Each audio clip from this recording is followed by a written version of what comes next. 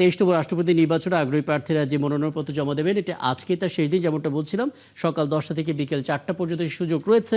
এবং আমরা জানি সকালের দিকে জামাত ইসলামের নেতৃত্বাধীন যে 11 দলীয় ঐক্য, সেই ঐক্য জমা দিয়েছে এবং তাদের দিক থেকে একটা ব্রিফ করা হয়েছে সম্ভবত। এবং আমরা একটু আপডেট জানতে চাই, সহকর্মী ফারজানা আক্তার নির্বাচন কমিশন থেকে যুক্ত হচ্ছেন আমাদের সঙ্গে।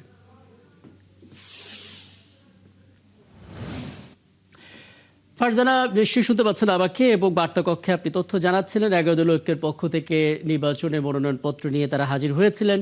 ব্রিফ হয়েছে কিনা, হলে তারা কি বলেছেন একটু জানাবেন, এবং সাথে বিএনপি পক্ষ থেকে তাদের প্রতিনিধি দলরা কখন আসতে পারে কোনো ধারণা পাওয়া গেল কিনা?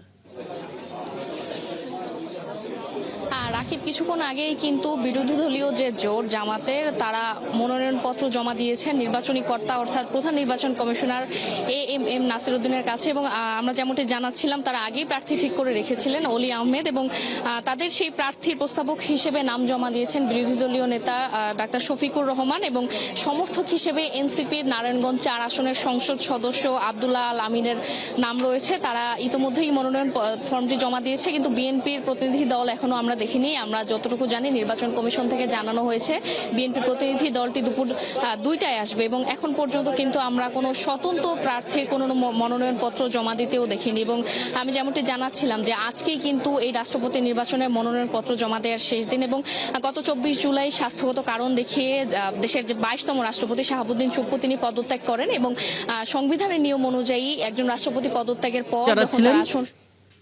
ফারজানা, একটা অনেকগুলো তথ্য জানাচ্ছিলেন, নিশ্চয়ই আরো তথ্য পরবর্তীতে জান।